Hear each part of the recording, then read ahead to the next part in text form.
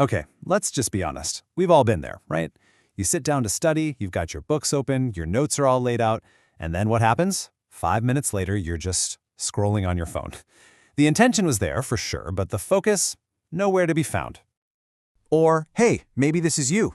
You're staring at the same page in your textbook, your eyes are moving, but the words are just bouncing off. Nothing is sticking. So you pull an all-nighter, you cram for the exam, maybe you even pass. But a week later, poof, it's gone, like it never even happened. And that's when it starts, isn't it? That little voice in your head. It starts telling you this story like, maybe I'm just not smart enough for this. You start thinking, some people just have a good memory, and I'm just not one of them. You start to believe you're just not wired the right way. Okay, I need you to listen to me. That story you're telling yourself, it is a complete and total lie. You are not dumb. Your brain is not broken. The problem isn't you. The problem is that you were taught a terrible, outdated way to study.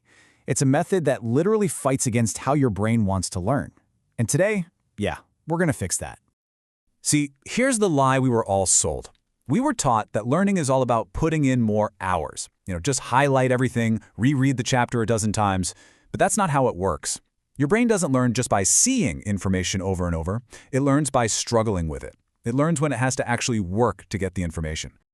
And this really breaks down the shift we need to make. We're throwing out the old way, more hours, just rereading, and embracing the 10x way. That means less time, but more effective time.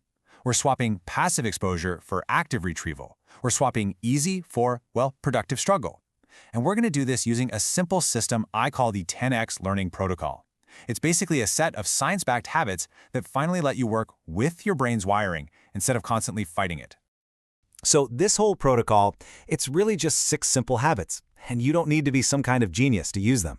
Honestly, you just have to stop doing the stuff that doesn't work. Let's dive right into the first one. All right, habit number 1, the 80-20 scan. Here's the deal. Not all information is equally important. Think of it like building a house. You have to build the frame, the skeleton first, right? If you just threw a pile of bricks and drywall on the ground, you don't have a house. It's the same with learning. Some ideas are the core framework. If you try to learn everything at once, your brain just gets overwhelmed. Find that 20%, that core skeleton first, and you'll have something for all the other details to hang on to later. And it's super simple to put into practice. Before you even think about diving deep into a chapter, just take 5, maybe 10 minutes, and just scan it, skim through it. And as you're doing it, ask yourself one simple question. If I had to boil this down to just 3 to 5 main takeaways, what would they be? Whatever those are, mark them. That's it. That's your game plan for this study session. Okay, now for habit 2. This one, active recall, is the absolute heart of the entire system. It's a total game changer. See, just rereading your notes feels good, right? It feels familiar. But that's a trap. It's like going to the gym and just watching other people lift weights. You're not getting any stronger.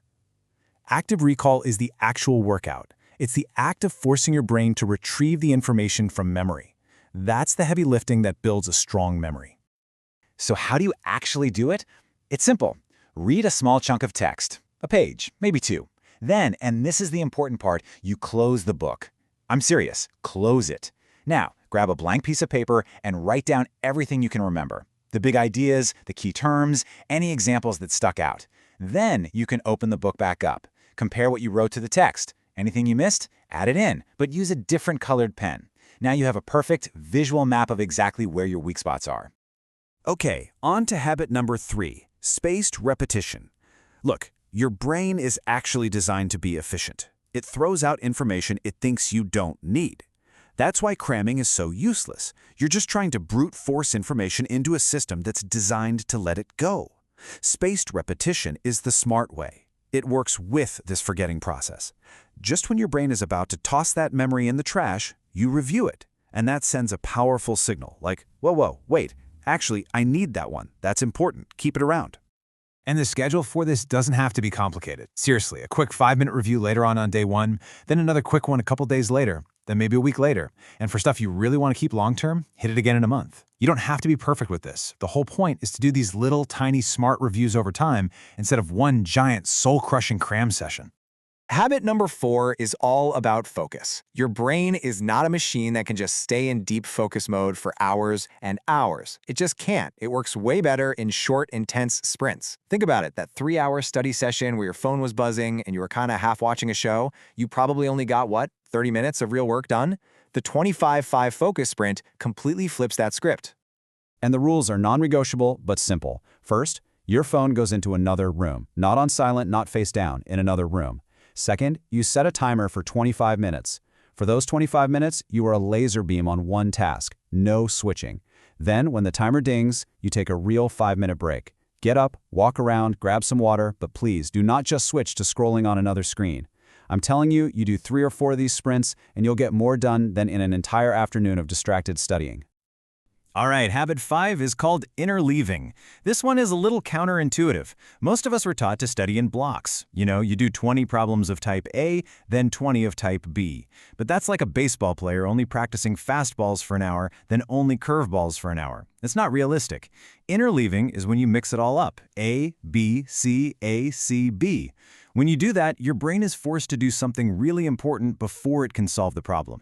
It has to figure out what kind of problem it is and then select the right strategy. This builds a way deeper, more flexible understanding. So what does this look like in the real world? Well, if you're studying math, instead of doing a whole worksheet of one problem type, pick 3 different types and mix them up. If you're learning the language, don't just do flashcards for an hour. Spend some time on vocab, then do some listening, then try speaking. Here's a great rule to follow. Never spend more than one 25-minute sprint on the exact same type of task. And that brings us to our last habit, which might just be the most powerful of them all. It's based on a simple truth. If you can't explain something simply, you don't actually get it. The act of trying to teach something, even if you're just talking to your wall or pretending to explain it to a kid, it forces your brain to tidy everything up. It has to organize the information, find the connections, and it immediately shines a big, bright spotlight on the parts you're still fuzzy on. So after you finish a study session, just take 5 minutes. That's it. And try to say out loud, okay, so the main point here is X, and that matters because of Y. A simple way to think about it is Z. If you find yourself getting stuck or using a fancy word that you can't actually define in simple terms, boom, that's a red flag. But it's a good thing. It's like a free diagnosis showing you exactly where you need to focus next. Okay, now I have to give you a heads up, a really important one. When you first start trying these techniques, they're going to feel harder, not easier. Your brain is going to fight back a little. It's going to whisper, hey, this is tough. Let's just go back to highlighting. That felt so much nicer, so much more productive. And this is the thought you have to burn into your mind. That feeling of comfort, that is not learning. That feeling of struggle, that little bit of mental sweat when you're trying to pull a fact out of your memory, that is the signal. That's the feeling of your brain forging new pathways. That's what real learning actually feels like. So look, you don't need to chain yourself to your desk for 10 hours a day. You just need to upgrade the software you're running. Your brain is an amazing piece of hardware. It's time to stop using these old, inefficient programs. And to show you what I mean, I've got a really simple challenge for you. Just pick one class, one subject you're studying, and for the next 7 days, I want you to try just 3 of these habits. Just 3. Before you start, do a quick 80-20 scan. While you're studying, use active recall instead of just rereading, and do it all in 25-5 focus sprints. That's it. Do that for 1 week and then just see what happens when you test yourself. And hey, if you find that you're remembering way more, but you're actually spending less time studying, I want you to come back here and tell me about it. And if you want a full deep dive on how to build a complete weekly study schedule using all 6 of these habits, just drop 10x learning in the comments below. Seriously, give this a shot. What have you got to lose? Except for all that wasted time.